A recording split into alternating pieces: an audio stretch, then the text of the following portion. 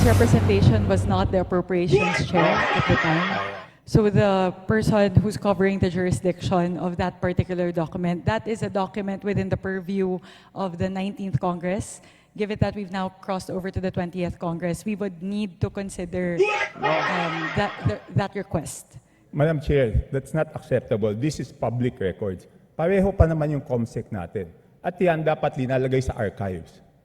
Do I have to read the rules again regarding archives of all documents? So may ang daming violation, Madam Chair. Walang record, hindi binigay. Ngayon, it's not readily available. Walang record sa archives. Ano to, sikreto?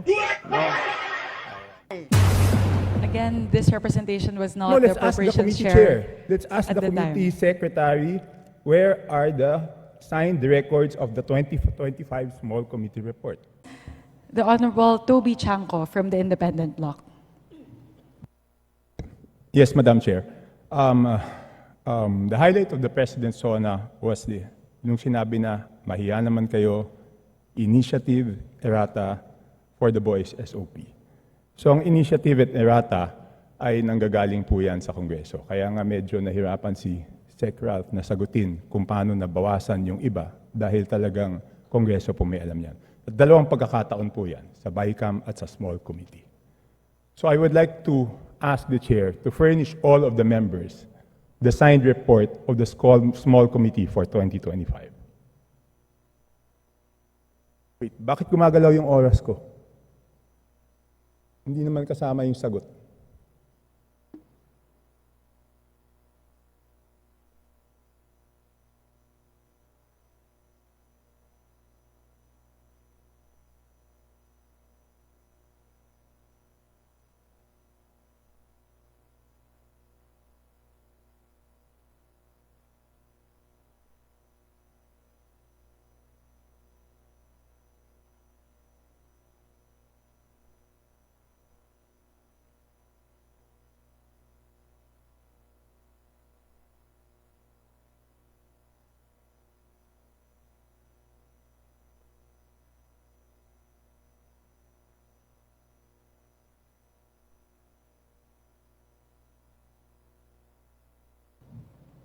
Thank you very much, Representative Chanco. The request will be put under consideration, and we will let you know if it's possible to... No.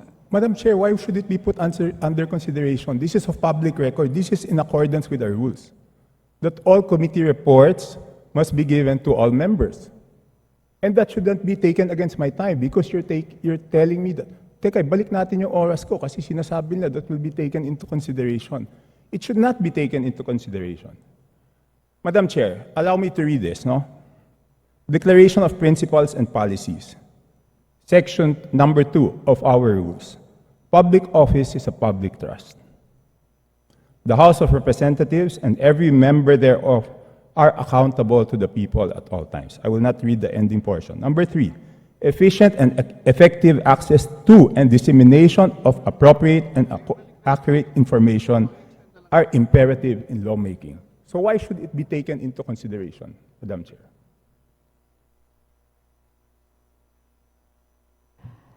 This representation was not the appropriations chair at the time.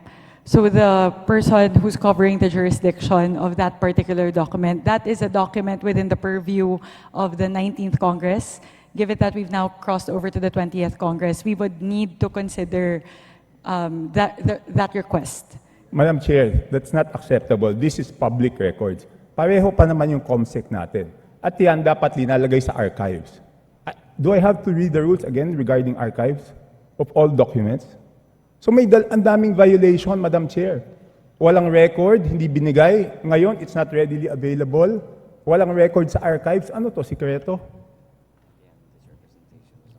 Again, this representation was not No, the let's ask the appropriations committee chair. chair. Let's ask at the the committee time. secretary, where are the signed records of the 2025 small committee report?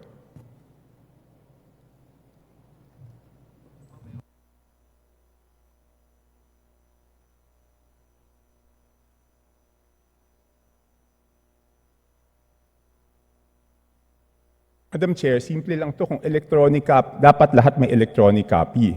So dapat i-email sa amin lahat within 5 minutes, di ba?